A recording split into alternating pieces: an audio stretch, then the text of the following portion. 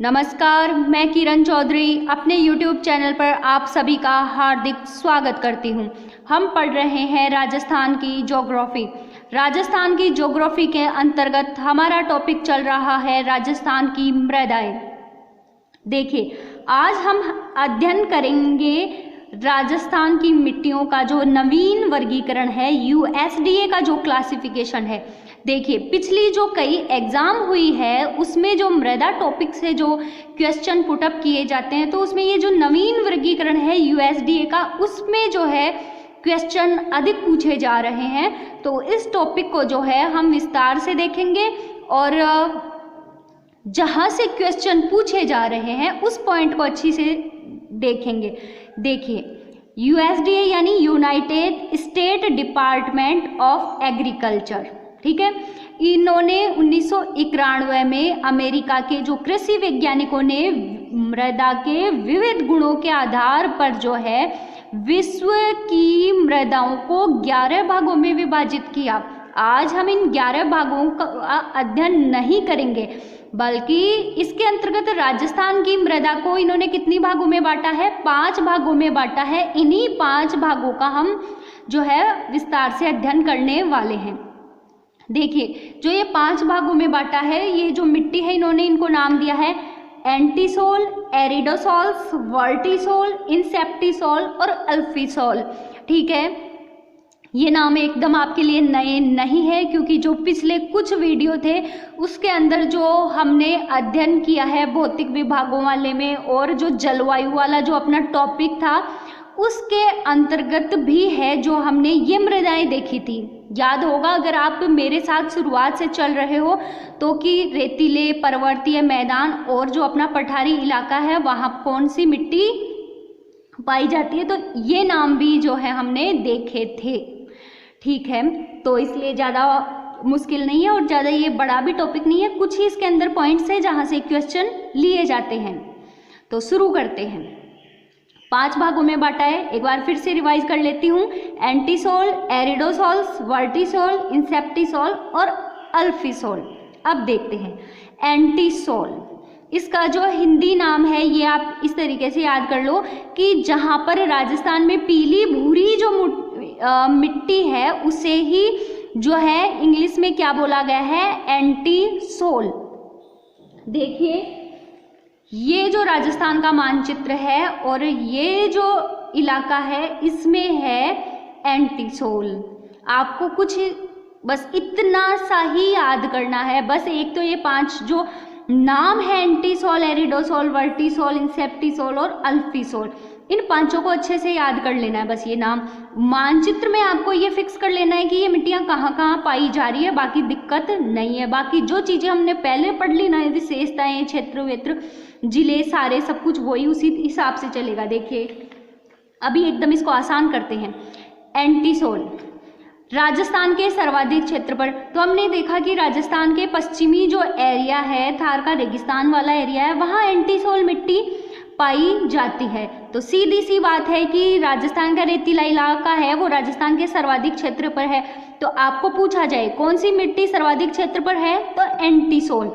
ये कैसी मिट्टी है? अविकसित मृदा है, क्योंकि देखो विकसित मृदा में क्या होता है, कार्बनिक और अकार्बनिक पदार्थ जो है मिलते हैं। तो हमें पता है कि यहाँ कार्बनिक पदार्थ हमें नहीं मिलते, क्योंकि यहाँ वनस्पति जीव जंतुओं का अभाव है। तो ये मृदा कैसी है? अविकसित है। और ये राजस्थान के पश्चिमी भाग पर यानी शुष्क क्षेत्रों में आपको देखने को मिलती है। देखिए कितना आसान है, कुछ नहीं करना, इसमें लंबी चौड़ी चीज नहीं है। एंटीसोल बस मानचित्र में ध्यान रखो कि राजस्थान का जो पश्चिमी इलाका है बिल्कुल उस पर एंटीसोल मिलती है, जिसको पीली भूरी मिट्टी का जो इलाका है राजस्थान, आपको पता है कि रेगिस्तान का जो ये पश्चिमी इलाका है वहाँ की मिट्टी कैसी है? पीली। वहाँ के पत्थर कैसे है? पीले। और ये अविकसित मृदा है। विकसित होती तो यहाँ अच्छी कृषि होती, लेकिन हमें पता है कि राजस्थान का जो पश्चिमी इलाका है वहाँ पर जो है कृषि के लिए वो बहुत उपयुक्त नहीं है। क्यों नहीं है उपयुक्त? क्योंकि वो अविकसित मृदा है, पानी का वहाँ अभाव है। ठीक है। फिर हम बात करते हैं एरिडोसोल, शुष्क मृदा। ये देखिए राजस्थान का जो मानचित्र था भौतिक विभागों में हमने देखा था कि थार का जो रेगिस्तान है 61% भाग पर है। थार के रेगिस्तान को हमने 2 भागों में बांटा था, शुष्क रेगिस्तान और अर्ध शुष्क। तो सेम वही चीज़ें चल रही है। जो बिल्कुल शुष्क है वहाँ एंटीसोल, जो अर्ध शुष्क है उसको एरिडोसोल हो गया। ठीक है। अर्ध शुष्क जलवायु में पाई जाती है, शुष्क मिट्टी है ना ये, और यहाँ की जलवायु कैसी है, अर्ध शुष्क है। बहुत अच्छे से हमें पता है क्योंकि भौतिक विभाग और जलवायु दोनों टॉपिकों में हम इन चीज़ों को बहुत अच्छे से पढ़ चुके हैं। ये मृदा भी कैसी है, अल्प विकसित। देखिए एंटीसोल तो कैसी थी, अविकसित, यानी उसका तो बिल्कुल भी विकास नहीं हुआ क्योंकि तापमान बहुत ज़्यादा है, वर्षा की बहुत कमी है, वनस्पति का बिल्कुल अभाव है। जबकि अर्ध शुष्क क्षेत्रों में क्या है, थोड़ी बहुत वर्षा भी होती है, थोड़ी बहुत वनस्पति भी वहाँ पर है। इसलिए ये एंटीसोल की अपेक्षा थोड़ा सा इसका विकास हुआ है। एंटीसोल अल्प विकसित और एरिडोसोल अल्प विकसित मृदा है। क्षेत्र की बात करें तो अपना अर्ध शुष्क वाला जो इलाका है सीकर, झुंझुनू, चूरू, शेखावाटी एरिया आ गया, नागौर, पाली, जोधपुर, जालोर आदि, ये जो जिले हैं इसमें आ गए। फिर हम बात करते हैं वर्टिसोल। देखो वर्टिसोल को सिर्फ आपको इतना याद करना है, काली मृदा। अब काली मृदा कहते ही सब जो पूरी पिक्चर है वो आपके दिमाग में क्लियर हो गई होगी। काली मृदा कहाँ की है, हाड़ौती के पठार की। जिले कौन से हैं, कोटा, बूंदी, झालावाड़ वगैरह ये आ गए। ठीक है। जमीन कैसी है, पथरीली, वर्षा अच्छी होती है, और मृदा कैसी है, उपजाऊ है। Picture clear. बस आपको सिर्फ इतना सा ध्यान रख लो, वर्टिसोल, काली मृदा, बस इतना याद आते ही है जो पूरी पिक्चर क्लियर। तो ये मृदा कैसी है, विकसित। हमने बात की थी कि ये मृदा कैसी है, उपजाऊ है। क्ले की यहाँ सर्वाधिक मात्रा होती है, मृतिका। क्ले यानी जो बारीक जो कण है ना वो यहाँ सर्वाधिक है। हमने शायद पहले देखा है, इस पे थोड़ी चर्चा की है। जो कि रेतीली मिट्टी है उसके कण मोटे होते हैं और जैसे जैसे पश्चिम से पूर्व की तरफ बढ़ते हैं ना वैसे वैसे मिट्टी का उपजाऊपन बढ़ता जाता है और मिट्टी के कणों का आकार जो है कम होता जाता है। यहाँ मृदा के मोटे कण हैं, फिर जैसे जैसे आएंगे पतले होंगे, और काली मिट्टी के कण हैं वो सबसे जो है महीन कण होते हैं, इसीलिए जो है मोटे कण वर्षा को कम रोक पाते हैं। जबकि क्ले जिसे मृतिका कहते हैं उसमें जो है पानी को सोखने की अधिक क्षमता होती है, इसीलिए काली मृदा है जो कृषि के लिए अधिक उपयुक्त होती है। इसमें ह्यूमस की मात्रा कम है। देखिए इसमें ह्यूमस कम क्यों है, क्योंकि ये अपना हाड़ौती का पठारी इलाका है। पठारी इलाका होने की वजह से इसमें ह्यूमस की मात्रा कम है। क्षेत्र आ गया अपना हाड़ौती का पठार। देखिए एकदम क्लियर हुआ या नहीं हुआ, पिक्चर क्लियर है ना।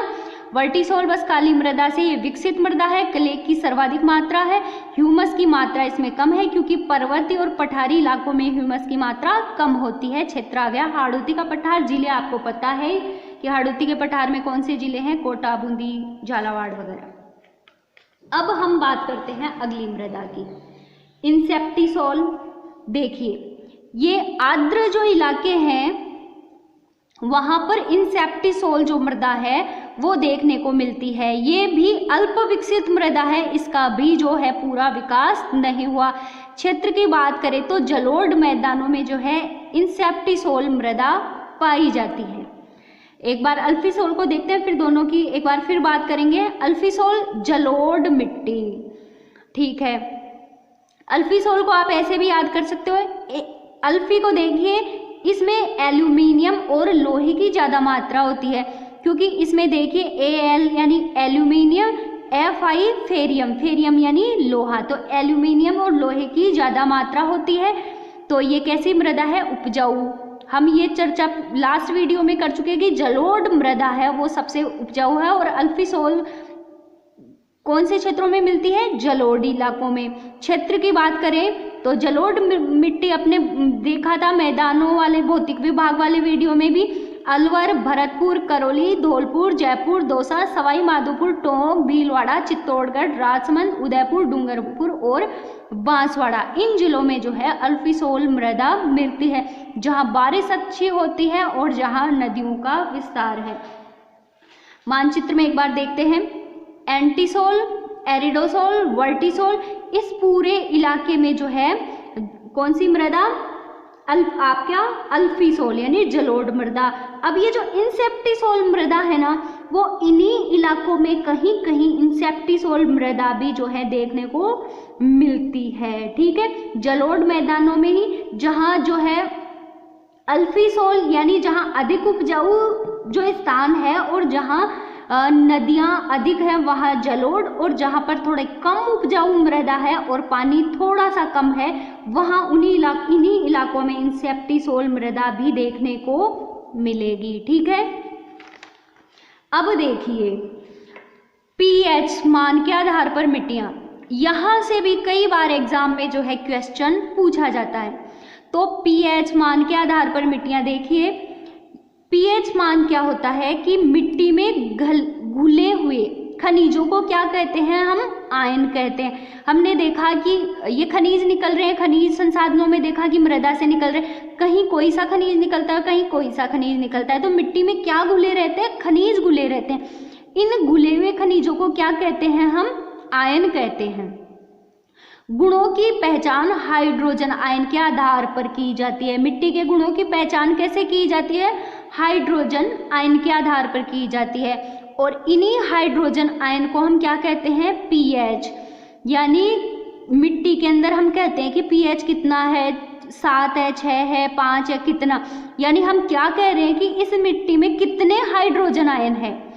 देखिए एक चीज ये ध्यान रखना, जैसे जैसे पीएच मान बढ़ता है, 1 से ऊपर की तरफ जाएगा, 2, 3, 4, 5, 6, वैसे हाइड्रोजन आयनों की सांद्रता या क्रियाशीलता घटती है। जैसे जैसे पीएच मान ऊपर जाता है ना, इसका मतलब है कि उनमें हाइड्रोजन आयन वो कम हो रहे हैं, यानी उल्टा रिलेशन है दोनों में। हाइड्रोजन आयन बढ़ेंगे मतलब पीएच मान कम होगा, हाइड्रोजन आयन घटेंगे मतलब पीएच मान जो है बढ़ेंगे। ठीक है, तो देखिए क्वेश्चन किस तरीके से पूछा जाता है, हम इस पे आते हैं। यहाँ से क्वेश्चन नहीं पूछा जाता, ये सिर्फ समझने के लिए था कि पीएच मान क्या होता है, यानी हाइड्रोजन आयन। देखिए इस आधार पीएच मान के आधार पर जो है मिट्टी को 3 प्रकारों में बांटा गया है, उदासीन मिट्टी, अम्लीय मिट्टी और क्षारीय मिट्टी। उदासीन, अम्लीय और क्षारीय। देखिए पहले एक स्केल है, ये देख लीजिए, हाइड्रोजन आयनों के आधार पर पीएच मान के आधार पर ये स्केल है, 1 से शुरू होती है, 1, 2, 3, 4 करके ये 14 तक चली जाती है। ठीक है, ये पीएच मान है।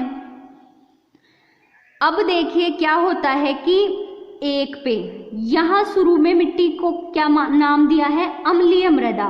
ठीक है, अम्लीय मृदा, यानी यहाँ जो हाइड्रोजन आयन कम है या अधिक है, यहाँ हाइड्रोजन आयन कम है, इसलिए इसको 1 मान दिया गया है। इधर जैसे जैसे आगे चल रहे हैं हाइड्रोजन आयन बढ़ रहे हैं, यानी पीएच मान बढ़ता है, हाइड्रोजन आयन घटते हैं। देखिए उदासीन मृदा कौन सी होती है, जिसका पीएच मान 7 होता है। क्वेश्चन सीधा सीधा पूछा जाता है, उदासीन मृदा का पीएच मान बताइए, उसमें आ जाएगा 2, 5, 7 या फिर 13। तो हमें ध्यान रखना है उदासीन मृदा का पीएच मान 7 होता है, यानी ये मृदा कैसी है, उपजाऊ। इसमें ना तो हाइड्रोजन आयनों की जो है कमी है, ना ही अधिकता है, ये बैलेंस है। 7 नंबर पे जो है 7 अगर हाइड्रोजन मान है मिट्टी का, इसका मतलब यहाँ सब कुछ बैलेंस है, ये उदासीन है, ना तो अम्लीय है और ना ही क्षारीय है। ठीक है, उपजाऊ मृदा है। फिर है, कहते हैं ना किसी चीज़ की कमी भी गलत होती है तो किसी चीज़ की अति भी गलत होती है, वो एक बैलेंस में होना चाहिए। और बैलेंस में अगर हाइड्रोजन आयनों का मान है तो वो कितना आएगा, 7। अम्लीय मिट्टी पीएच मान होता है 7 से कम, यानी यहाँ तो बिल्कुल ही अम्लीय हो गई मिट्टी और जैसे जैसे 7 से हम इधर आएंगे वैसे वैसे अम्लीय मान घटता जाता है, 6, 5, 4, 3, और यहाँ ये 1 पर ये सर्वाधिक अम्लीय है। तो अगर मिट्टी का pH मान 7 से कम है, इसका मतलब मिट्टी कैसी है? अम्लीय मिट्टी है, यानी इस मिट्टी में कैल्शियम तत्वों की अधिकता है। अम्लीय मिट्टी में क्या अधिक होता है? कैल्शियम तत्व अधिक होते हैं। अगर मिट्टी अम्लीय है तो उसमें हम कौन सा खनिज डालेंगे? पहले हम बात कर चुके हैं खनिज संसाधनों में, हमने जब पढ़ा था चूना, तो हमने देखा था कि चूने का प्रयोग अम्लीय मिट्टी की जो है समस्या का समाधान करने के लिए डाला जाता है। तो दूसरा क्वेश्चन इस तरीके से पूछा जाता है, अम्लीय मिट्टी के समाधान हेतु प्रयोग किया जाता है चूना, जिप्सम, पोटास, इस तरीके से। तो आपको याद रखना है अम्लीय जो है मृदा का समाधान है चूना। देखिए अम्लीय जो मृदा है ना, वहाँ चाय के लिए वो सर्वाधिक उपयुक्त है। हालांकि राजस्थान में नहीं की जाती चाय की खेती, लेकिन जैसे भारत के जिन हिस्सों में अम्लीय मृदा है वहाँ चाय के बागान लगाए जाते हैं। फिर बात करते हैं हम क्षारीय मिट्टी, जिसका pH मान 7 से अधिक है, वो मिट्टी कैसी होती है? क्षारीय होती है, यानी इसमें लवण होते हैं, ये मिट्टी क्षारीय होती है, जिसे ऊसर कहते हैं, अनउपजाऊ मिट्टी भी कहते हैं। जिस मिट्टी में क्षारीय मिट्टी होती है, नमक की मात्रा ज़्यादा होती है, उसे हम रेह भी कहते हैं, और ऐसी मिट्टी के लिए हम कहते हैं ये नमकीन मिट्टी है। जिन मिट्टी में लवण की मात्रा ज़्यादा होती है, जो क्षारीय होती है, जो रेह होती है, उसका समाधान क्या है? जिप्सम। खनिज संसाधनों में इसकी भी हम चर्चा कर चुके हैं। तो क्वेश्चन कहाँ किस तरीके से पूछे जाएंगे? उदासीन मृदा का pH मान बताइए 7, अम्लीय मृदा का pH मान होगा तो 7 से कम जिस ऑप्शन में लिखा होगा उस पर टिक करना है। क्षारीय मृदा का pH मान होता है तो जिसमें 7 से अधिक जो नंबर जहाँ दिए हुए होंगे हमें उस पर टिक करना है, यहाँ से क्वेश्चन पुटअप किया जाएगा।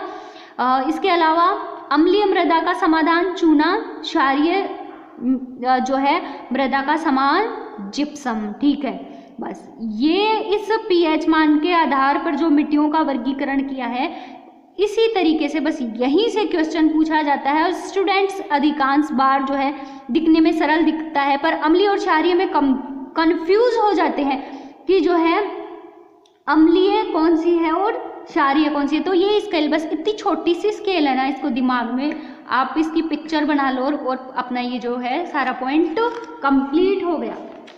अब देखिए इसके बाद हम बाद में बात करते हैं कणों के आधार पर मृदा। कणों के आधार पर राजस्थान की जो मिट्टी है इसको 3 भागों में बांटा गया है, अत्यंत बारीक कण, मध्यम आकार के कण और अत्यंत मोटे कण।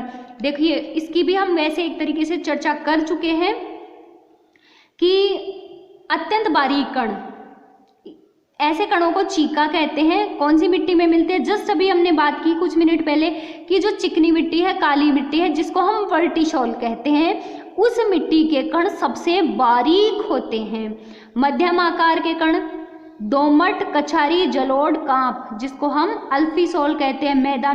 मैदानी भागों की मृदा जो है वो मध्यम आकार के कणों की होती है। और अत्यंत मोटे कण बालू, बलुई, रेतीली या अम्लीय मृदा या फिर एरिडोसोल जो मृदा है जो पश्चिमी राजस्थान में जिसमें कैल्शियम की अधिकता होती है, उस मिट्टी के कण जो है कैसे हैं? मोटे कण। यानी देखिए ये यहाँ सर्वाधिक मोटे कण है, और जैसे जैसे आएंगे कणों की जो है मोटाई घटती चली जाएगी। यहाँ मध्यम आकार के और इस इलाके में सबसे बारीक जो है कण मिलेंगे। Picture clear? आगे चलते हैं। सेम की समस्या देखो, मरुस्थल के नीचे चूने के पत्थर की चट्टानों का विस्तार है, तो क्या होता है कि ये रेगिस्तानी इलाका है, यहाँ बारिश कम होती है तो समस्या नहीं थी। लेकिन क्या हुआ, इस इलाके में नहर ले आई गई। कौन सी? इंदिरा गांधी नहर।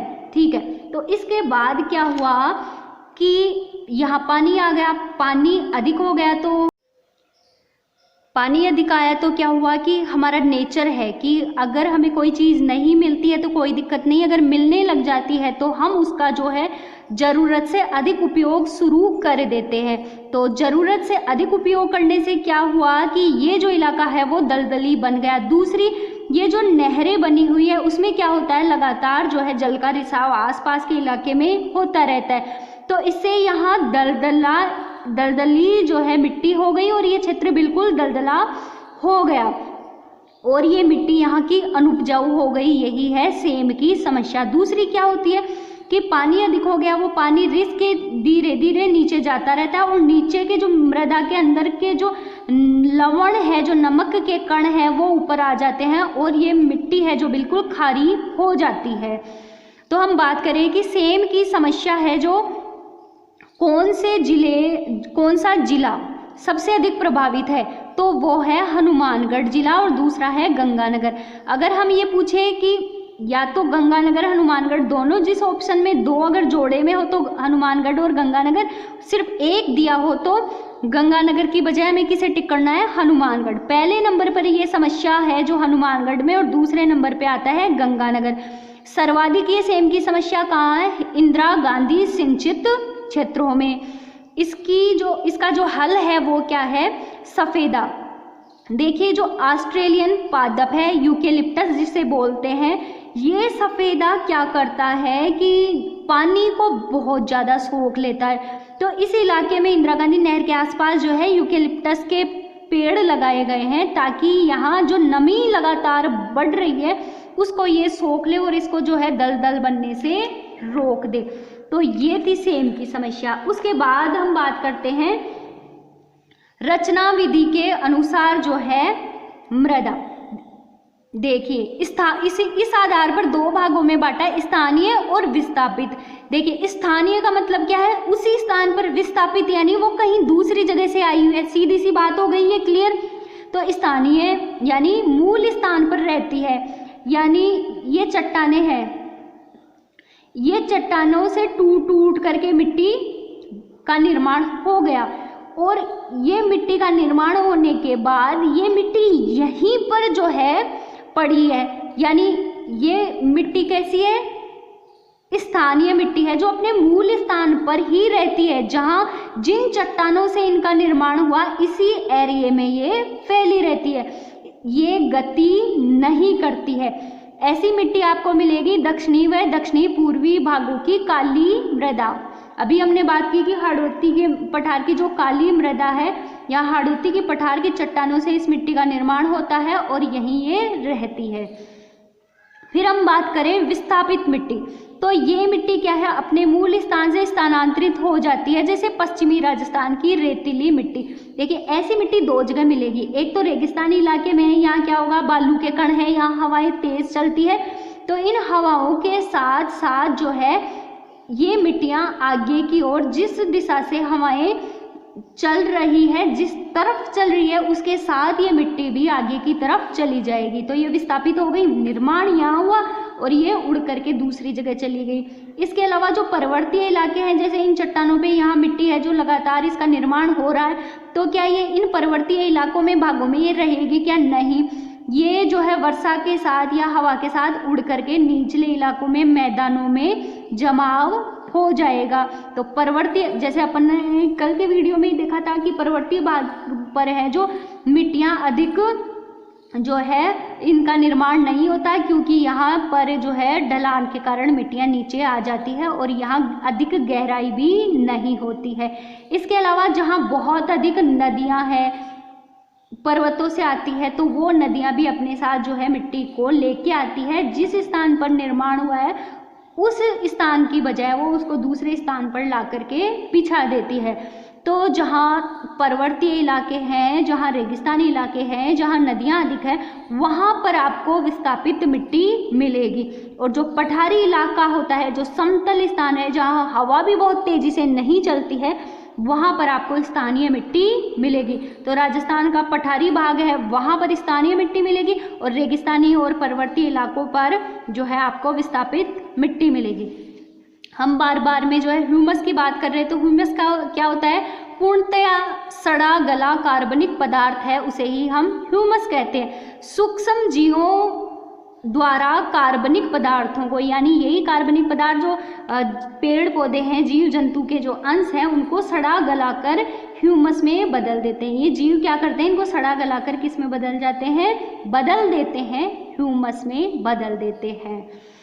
तो ये था आज का हमारा USDA का क्लासिफिकेशन, और मिट्टी से और जो जिस पॉइंट से क्वेश्चन पूछे जाते हैं उसको भी मैंने इसमें शामिल करने की कोशिश की कि कहीं भी ऐसा पॉइंट ना छूट जाए जहाँ से जो है क्वेश्चन बनता है। तो कैसा लगा आज का मेरा वीडियो मुझे ज़रूर बताइए। जो आपका जो फीडबैक है वो मेरे लिए मोटिवेशन का काम करता है। तो नेक्स्ट वीडियो में एक नया टॉपिक लेकर के आ रही हूँ, तब तक के लिए धन्यवाद।